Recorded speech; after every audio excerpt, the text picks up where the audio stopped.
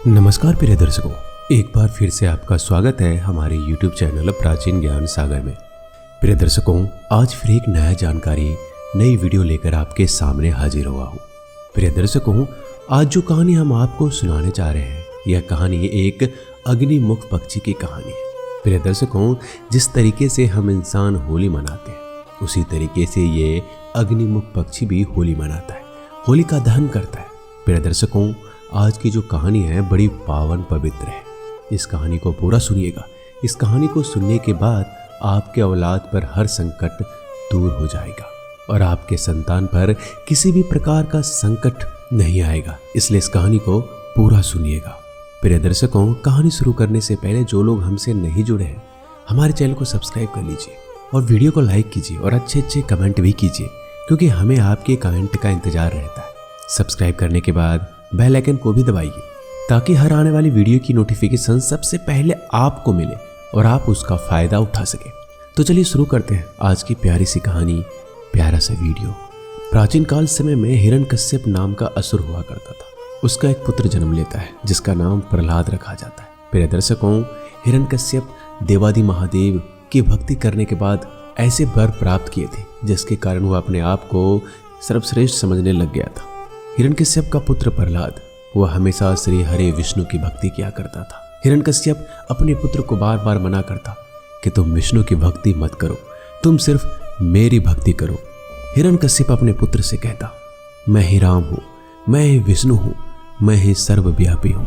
ये बात हिरण्यकश्यप अपने नगर में सभी लोगों से कहता। हिरण्यकश्यप के राज्य में जितने भी लोग थे, सभी हिरण्यकश्यप की भक्ति किया करते थे, उसकी पूजा किया करते थे। बस उसी का एक पुत्र ऐसा था जो कि सिर्फ श्री हरि विष्णु की भक्ति किया करता था। हिरण्यकश्यप अपने पुत्र से बड़ा क्रोधित रहता था, बड़ा नाराज रहता था। उसके कई बार समझाने पर भी प्रहलाद श्री हरि विष्णु की भक्ति नहीं छोड़ता था। अपने पुत्र को बार बार समझाने पर वह नहीं समझता था। उसके बाद हिरण्यकश्यप अपने पुत्र को विभिन्न प्रकार से प्रेरित करना शुरू कर देता है।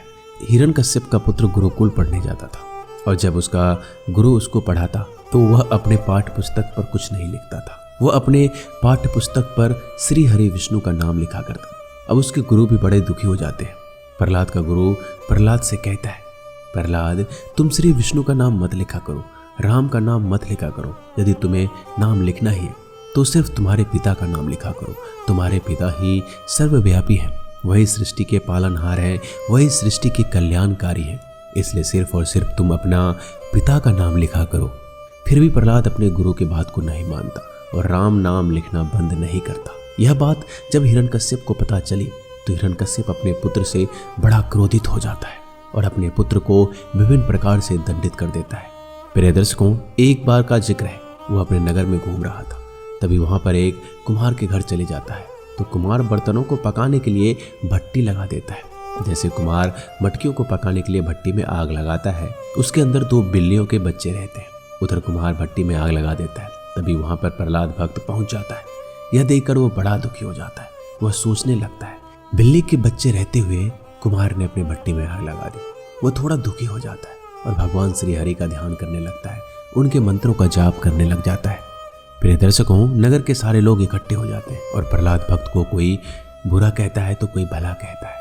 कोई कहता है कि तुम्हारे राम में इतनी शक्ति नहीं है जो भट्टी में से बिल्ली को बचाकर बाहर ले आए। कोई कहता है तुम्हारे विष्णु में इतनी ताकत नहीं है जो इस बिल्ली के बच्चे को जिंदा निकाल सके।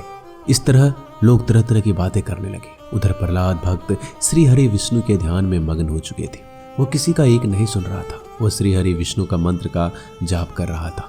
बार बार प्रभु से एक ही विनती कर रहा था, प्रभु, इन बिल्ली के बच्चों को जिंदा निकालना, किसी भी तरीके से इनके प्राण को बचा लेना। प्रिय दर्शकों, जब कुम्हार का बर्तन पक जाता है और 3 दिन हो जाते हैं तो उस दिन गांव में कुछ बच्चे खेल रहे थे। तभी उन बच्चों से कुछ कंकर उस भट्टी में गिर जाते हैं। जैसे कंकर भट्टी में गिरते हैं तो उसकी टकराने की आवाज निकलती है।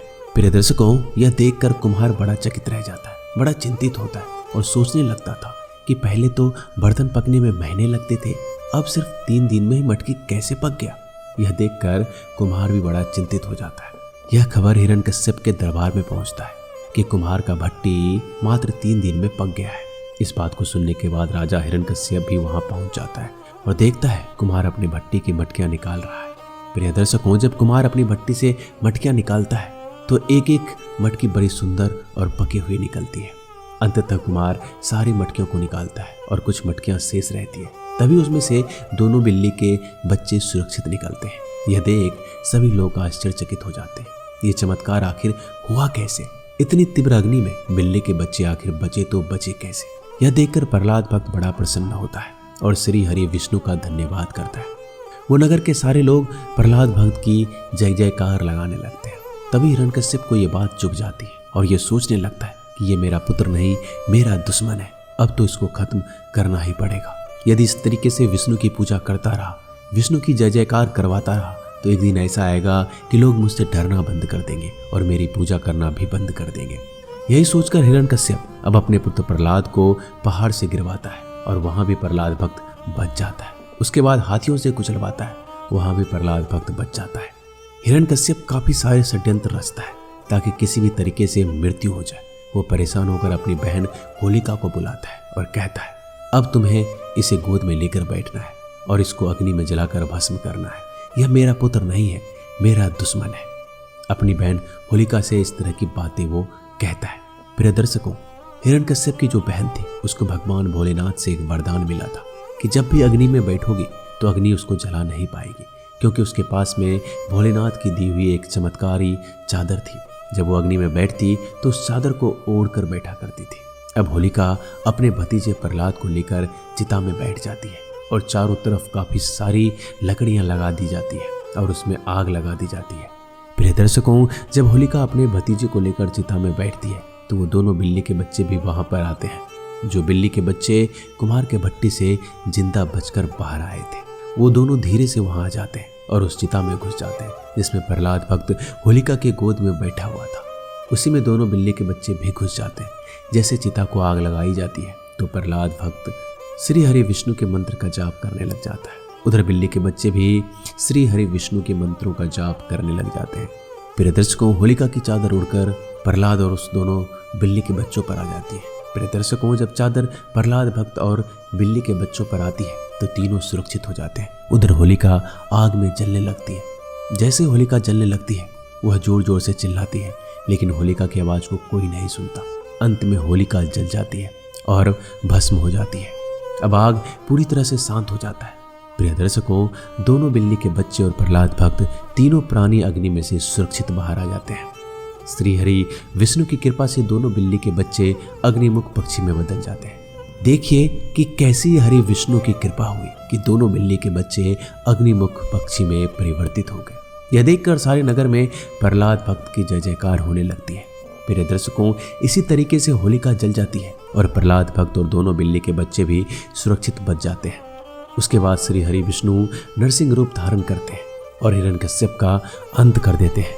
प्रिय दर्शकों, होली का त्यौहार जो आज हम मनाते हैं, इसी खुशी में मनाते हैं। बुराई पर अच्छाई की जीत हुई है, इसलिए होलिका मनाई जाती है और दूसरे दिन भारी रंगों से होली मनाया जाता है।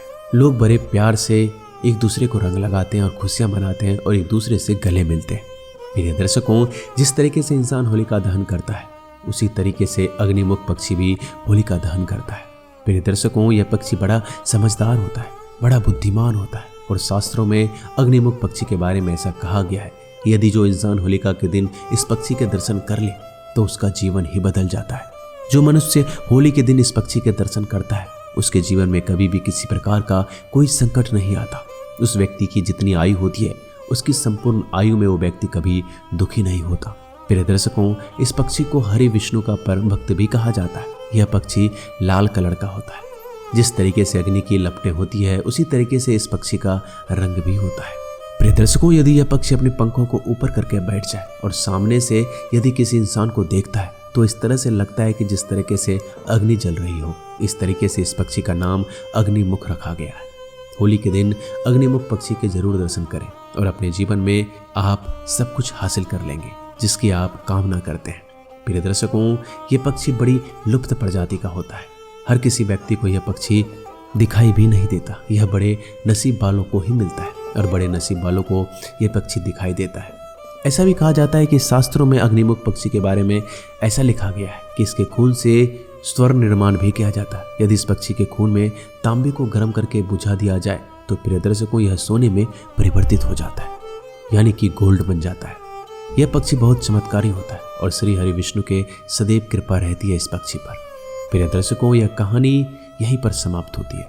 हम उम्मीद करते हैं कि आज की छोटी सी कहानी आपको जरूर पसंद आई होगी और इस कहानी से आप ढेर सारा लाभ उठाएंगे। तो मिलते हैं जल्दी एक नई कहानी में। धन्यवाद।